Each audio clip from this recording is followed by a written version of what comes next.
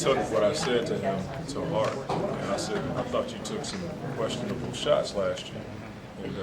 And then we were just talking about last season, and just in passing, he was telling me what he had to do last year. And I thought about my comment was off base. He didn't take bad shots. He was being aggressive because that's what he had to do based on the circumstances. He played without arguably their best player last year, so he had to do more.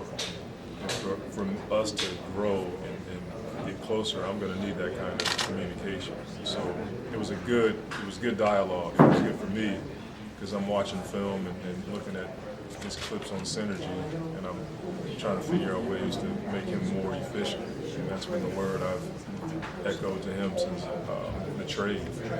How can you be more efficient? How can you play off of Chris and David? And he's been open to all of it. Monty, do you see that little blip where he was able to shoot the ball from three really well in the playoffs with the Lakers as something that can be more consistent in his game? Because he hasn't put up those kind of numbers in a career. Is that something you would like to see from him? Well, a lot of, if you think about those threes that he got in LA, a lot of them came off of double teams in the post when you had Powell and Bynum and Kobe.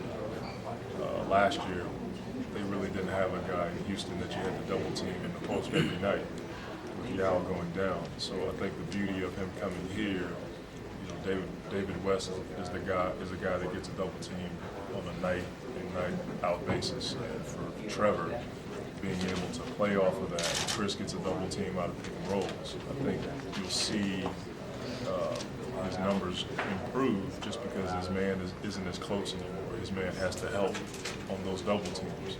And so that's a longer closeout. And not only shooting threes, now he can slash to the basket more because that paint is a little more open. And that's our plan right now, is to make him more efficient that way. Even though there's still work to do on the roster, just as going into your first year as a head coach, and you sit back and look at some of the pieces you have, one of the best point guards in the game, All-Star and David West, and then being champion and Trevor Ariza, what are your thoughts about going into the season with some of the pieces that you have? Well, to me, we're in a good spot. I didn't want to come here and go into games and people say, well, don't worry about it, you have until next year, because your team isn't where it should be. We're improving so that we can be one of the top teams in the West. And Trevor certainly elevates us in that paradigm, so to speak. As far as him and David and Chris are concerned, that's a tough trio to think about guarding every night. And conversely, now we have a guy who can give us multiple options on defense. We can guard ones, twos, threes, and some flexible four guys. Think about the flexible four in the league now. Guys like Channing Frye, Travis Outlaw. Trevor can guard those guys. And am I saying he's going to stop guys? It's hard to stop guys in the league now, but he's one of the guys that you think about planning around this kind of defense. And so he gives us options that we didn't have. It was tough just because I spent so much time on the phone with Darren this summer talking to him about the kind of player he had to become. But I thought it was a win-win for all of us because he's getting a chance to run his own team. And we all know that Darren is capable of that. Is he Chris? No, not yet. But he's got a chance to be really, really good in this league. And it's tough, man. I get close to these guys. You don't sit up at night talking to these guys on the phone. You don't care about it. Countless text messages. Guys were starting to call me just to ask me questions about stuff that had nothing to do with basketball.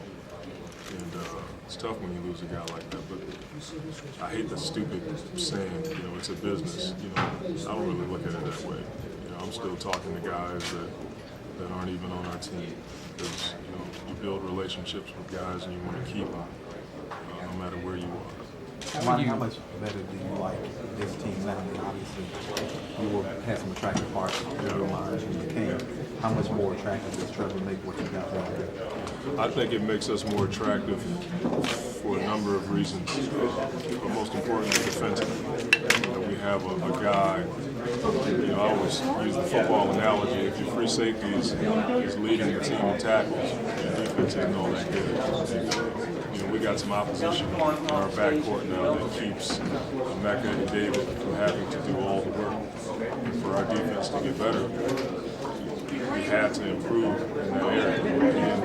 And Quincy can come along as fast as I think he can. It's going to make our bench even better. So from that standpoint, it certainly is attractive to me and our staff. But the other side is how much Trevor really wants to be. We've heard all summer about,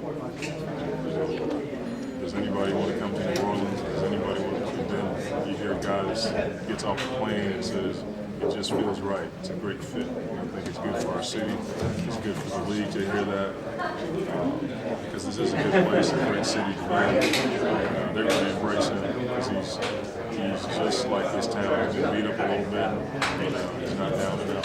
What's the best case scenario where he would start? Would it be the 2 or the 3 guys? He's flexible enough with the pieces that you've got right now. What would you prefer? A lot of it's going to depend on camp. I don't want to sit here and say he's starting 2 or 3. I think a lot of it's going to depend on that other guy. Right now, if I put a gun to my head, I would say he's our starting small forward. But the summer's not over. We're trying to be creative as we can and make some moves. You don't know, something else may happen before the summer's over.